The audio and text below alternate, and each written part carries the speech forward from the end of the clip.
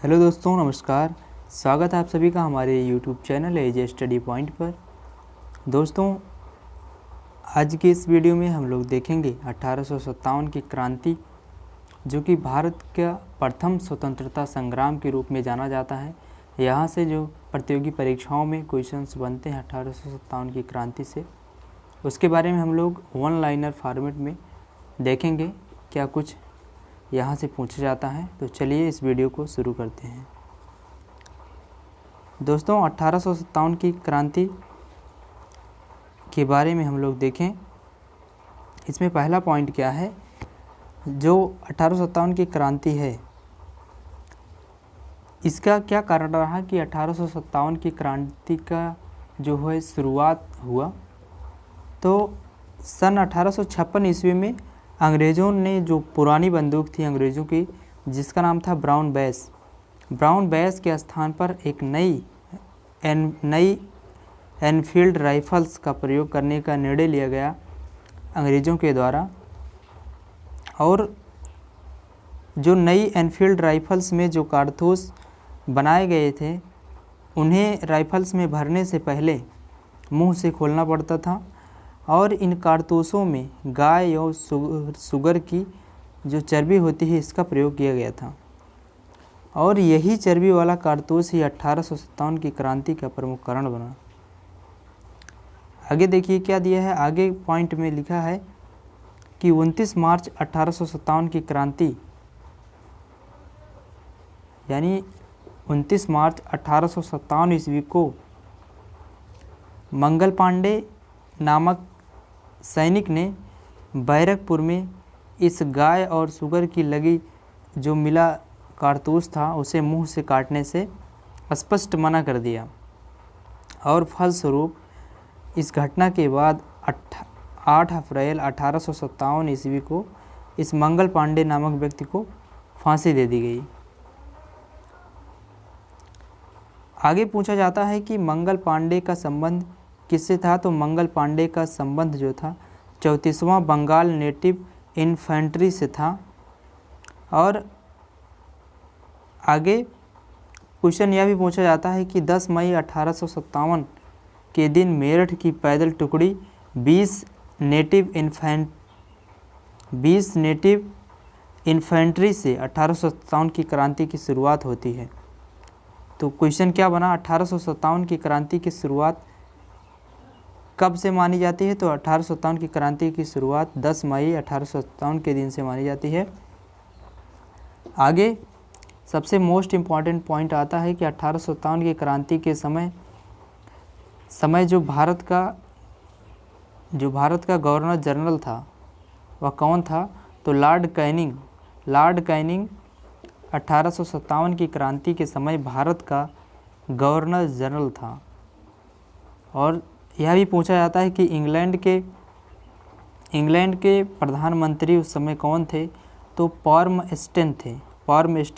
जो कि वहाँ की जो लिबरल पार्टी थी उससे संबंधित थे पाल्मस्टन। आगे क्या बड़ी बात है इसमें, आगे देखिए। तो जो 1857 की क्रांति हुई, 1857 की क्रांति के बाद जो अंग्रेज़ों को इसमें असफलता मिली, अंग्रेज़ सेना जो इसमें असफल हुई, उसके बाद जो अंग्रेज़ी सेना थी, अंग्रेज़ी सेना में सैनिकों और अंग्रेज़ पदाधिकारियों की संख्या बढ़ाई गई, जिसमें जो अंग्रेज़ों की सेना बंगाल में थी, उसमें भारतीय और अंग्रेज़ी सैनिक का अनुपात 2:1 था। यानी यदि 2 भारतीयों को सेना में शामिल किया जाता था, तो उसके साथ साथ एक अंग्रेज़ी सैनिक भी सम्मिलित होता था। ठीक इसी तरह से बम्बई और मद्रास की सेना में भी हुआ। यदि 5 भारतीयों को शामिल किया गया, तो साथ में 2 अंग्रेज़ सैनिक भी शामिल किए जाते थे सेना में। तो इस तरह से इनके अनुपात को आप ध्यान रखेंगे।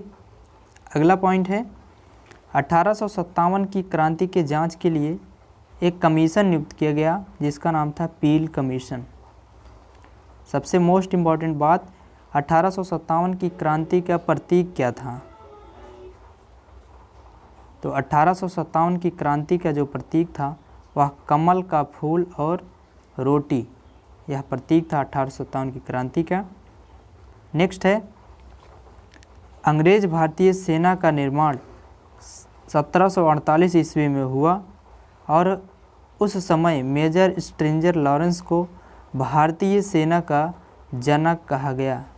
तो अंग्रेजी भारतीय सेना का जनक कौन है? तो अंग्रेजी भारतीय सेना का जनक जो था वह था मेजर स्ट्रेंजर लॉरेंस। और अंग्रेजी भारतीय सेना का निर्माण कब हुआ?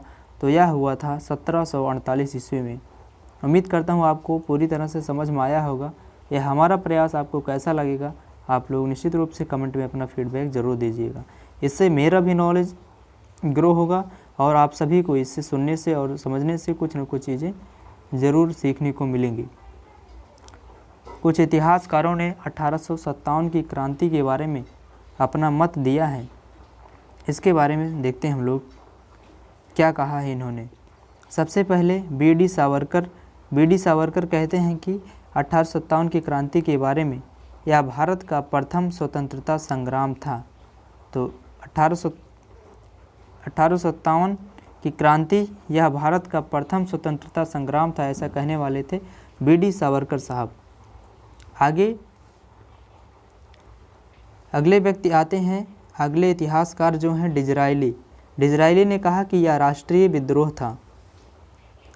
नेक्स्ट हैं सर जॉन लॉरेंस और सीले। इन्होंने कहा कि यह पूर्णतः सिपाही विद्रोह था। क्या था? पूर्णतः सिपाही विद्रोह था। आगे बढ़ते हैं तो आगे हैं जेम्स आउट्रम और डब्ल्यू टेलर। इन दोनों लोगों ने कहा कि यह अंग्रेज़ों के विरुद्ध हिंदू और मुसलमानों का षड्यंत्र था, ऐसा कहा जेम्स आउट्रम और डब्ल्यू टेलर ने। नेक्स्ट हैं टी.आर. होम्स साहब कहते हैं कि बर्बरता और सभ्यता के बीच युद्ध था 1857 की क्रांति। नेक्स्ट और लास्ट हैं L.E.R. रीज। इन्होंने कहा कि यह धर्मांधों का ईसाइयों के विरुद्ध युद्ध था। तो इस प्रकार से इन सभी के बारे में आप देख सकते हैं इतिहासकारों ने अपना अपना मत बताया है। आगे अगला जो महत्वपूर्ण तथ्य आता है जहाँ से प्रश्न बनता है परीक्षाओं में, 1857 की क्रांति के जो केंद्र बने थे उससे संबंधित जो भारतीय नायक थे, यानी केंद्र और नायक कौन कौन से उस केंद्र के प्रमुख भारतीय नायक रहे उनके बारे में। तो सबसे पहला है दिल्ली। तो दिल्ली से संबंधित जो महत्वपूर्ण नायक थे वह थे बहादुर शाह जफ़र भारतीय नायक थे। और साथ ही साथ बख्त खां जो थे वह सैन्य नेतृत्व करता थे दिल्ली के लिए।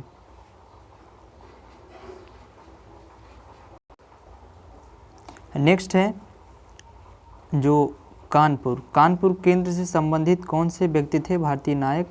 तो नाना साहब थे। और नाना साहब को धुंधु पंत कहा जाता था, यानी इनका वास्तविक नाम जो था नाना साहब था और इनका उपनाम था धुंधु पंत।